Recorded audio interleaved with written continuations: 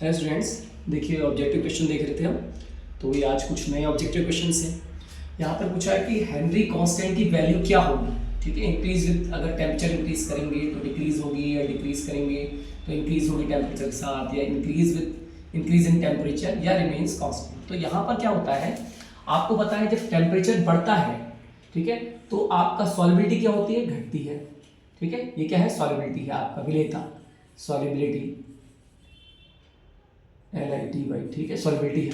तो आपका टेम्परेचर बढ़ने से सॉल्युबिलिटी क्या होती है, घटती है। और जो KH है वो सॉल्युबिलिटी के भी इन्वर्स होता है। ठीक है, सॉल्युबिलिटी के इन्वर्स है। तो अगर हम टेम्परेचर बढ़ाएंगे तो सॉल्युबिलिटी घटे क्या होगी, घटेगी, और सॉल्युबिलिटी घटेगी तो KH की वैल्यू क्या होगी, बढ़ेगी। तो यहाँ पर क्या होगा, इंक्रीज विद इंक्रीजिंग टेम्परेचर। अगर हम टेम्परेचर बढ़ाते हैं तो KH की वैल्यू क्या होती है, बढ़ती है। ठीक है, तो क्योंकि टेम्परेचर बढ़ाने से सॉल्युबिलिटी घटेगी और सॉल्युबिलिटी घटती है तो हेनरी कांस्टेंट की वैल्यू बढ़ती है। तो हेनरी नियतांक की वैल्यू बढ़ेगी अगर हम टेम्परेचर क्या करेंगे, इंक्रीज करेंगे तो इंक्रीज होगी टेम्परेचर के साथ हेनरी नियतांक की वैल्यू। अब जैसे दूसरा क्वेश्चन आता है, ठीक है, इसको मैं रफ कर देता हूँ। अब दूसरा क्वेश्चन आता है यहाँ पर, ठीक है, सेकंड क्वेश्चन है, इसको देखते हैं, एक मिनट रफ कर देते हैं। अब उसके बाद है यहाँ, ये हो गया फर्स्ट क्वेश्चन आपका। अब है which solution of KCl highest value of molar conductivity. ठीक है, KCl के सॉल्यूशन की, किस सॉल्यूशन की मोलर कंडक्टिविटी हाईएस्ट होगी। अब मोलर कंडक्टिविटी क्या होता है, molar conductivity lambda m is equal to kappa upon C, मतलब कंसंट्रेशन, सांद्रता जो है आपका, सांद्रता या कंसंट्रेशन जिसे कहते हैं। ठीक है, कंसंट्रेशन के मोलर कंडक्टेंस क्या है, इनवर्स है। ठीक है, इनवर्सली प्रोपोर्शनल है, उसके व्युत्क्रमानुपाती कह सकते हैं। तो यहाँ पर क्या होगा, जिसकी सांद्रता जितनी कम होगी उसकी मोलर कंडक्टिविटी उतनी ज्यादा होगी। तो आप देख रहे हैं यहाँ पे सबसे कम जो कंसंट्रेशन है वो इस वाले के 0.01 की। तो यहाँ पर क्या मतलब आंसर हो जाएगा आपका 0.01, क्योंकि 0.01 की कंसंट्रेशन कम है तो उसकी मोलर कंडक्टिविटी उतनी ज्यादा होगी।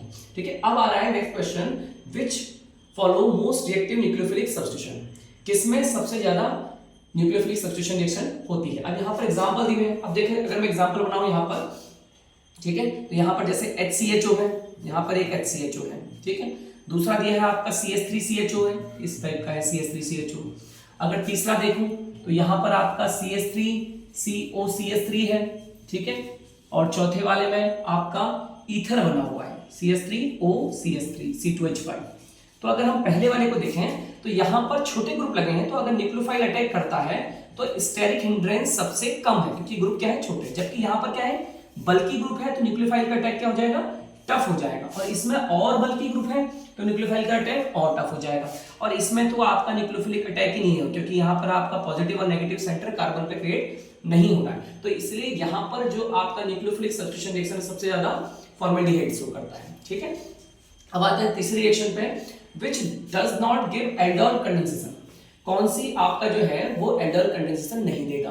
अब aldol संघनन, aldol कंडेंसेशन के लिए कंडीशन क्या थी, कंडीशन था कि अल्फा हाइड्रोजन जिसमें होता है वो aldol कंडेंसेशन देता है।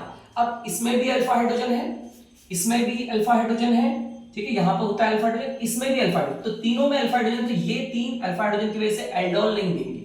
ठीक है, नहीं सॉरी, एल्डोल देंगे। एल्डोल कौन नहीं देगा, जिसमें अल्फा हाइड्रोजन नहीं है, इसमें अल्फा हाइड्रोजन नहीं है, तो ये एल्डोल नहीं देगा, क्या देगा, कैनिजारो रिएक्शन देगा। ठीक है, तो इन तीनों में अल्फा हाइड्रोजन है तो ये आपका, ठीक है, एल्डोल नहीं देंगे। यहां पर पूछा गया व्हिच डज नॉट गिव, कौन नहीं देता है, ये एल्डोल कंडेंसेशन नहीं देगा, ये वाला एग्जांपल सेकंड वाला।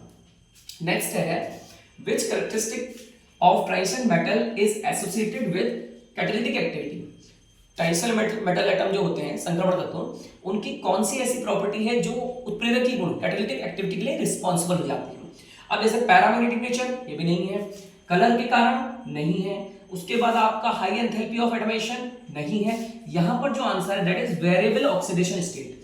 ठीक है, परिवर्ती ऑक्सीकरण संख्या, तो परिवर्ती ऑक्सीकरण संख्या के कारण ही वो क्या करते हैं, कैटालिटिक एक्टिविटी शो करते हैं। इसलिए आपका आंसर हो जाएगा फोर्थ वाला, वेरिएबल ऑक्सीडेशन स्टेट। ठीक है,